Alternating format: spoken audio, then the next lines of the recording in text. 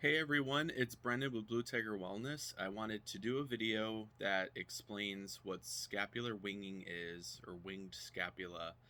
There's a couple different types of winging that goes on, and there's a couple different actions that are involved with scapular winging, a couple different muscle groups that are involved, and a lot of it has to do with it having a balance between strength and flexibility with trapezius, serratus anterior, and rhomboids.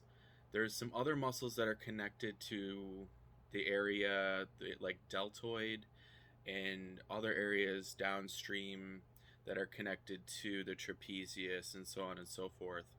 And your biceps and triceps, and all the muscles in your neck, that if you are able to strike a balance between strength and flexibility, it's going to help you in the long run. But what I see with scapular winging is there are lateral winging and medial winging. Medial winging is when the scapulas go towards the midline of the body, towards the spine, and lateral winging is going outward. And what happens with the winging is there's a movement that happens with the scapula that make it so that the scapula protrudes outward of the back or the thoracic wall. And what happens is, after a long period of time, when not addressed, it can cause pain and it can cause dysfunction. There are people that have scapular winging going on due to an injury, or things like muscular dystrophy or neurological diseases, weakness that is due to a neurological or nerve damage, for instance. Those types of issues are more geared towards being helped with other therapies. What I'm looking to do is kind of get the person, or get you to look at what are the imbalances that you have, and getting you more towards a balance.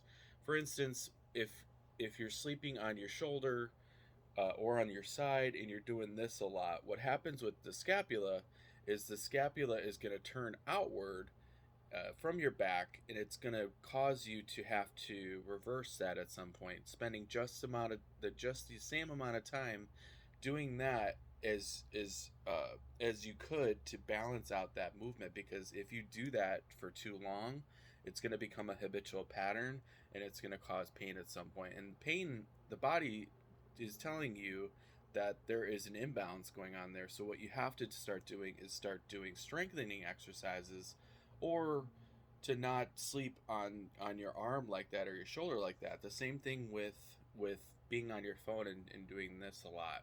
Your scapula is being elevated, and more than likely is being turned outward from the back, and and that's fine, but really that's the tension all up in here that's going to start to cause some pain if you don't reverse that.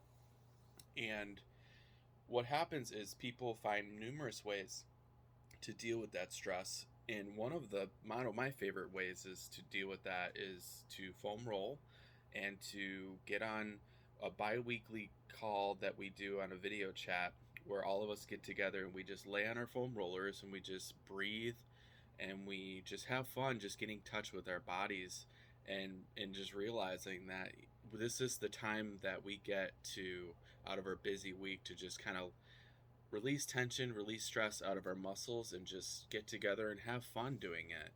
And the group that I run on Facebook is called Foam Rolling Secrets, but I also do self-care sessions remotely, doing this sort of style of self-care.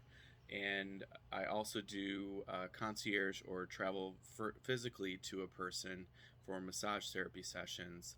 And another thing that I think is very helpful is to look at this next string of videos, the series of videos I'm going to be doing to show you how to help with winged scapula, and some strengthening exercises that are really going to help you to avoid pain in the future from all the habits that kind of make it so that winged scapula starts to happen. And I'm Brenden with Blue Tiger Wellness. Thanks for watching, and have a great day.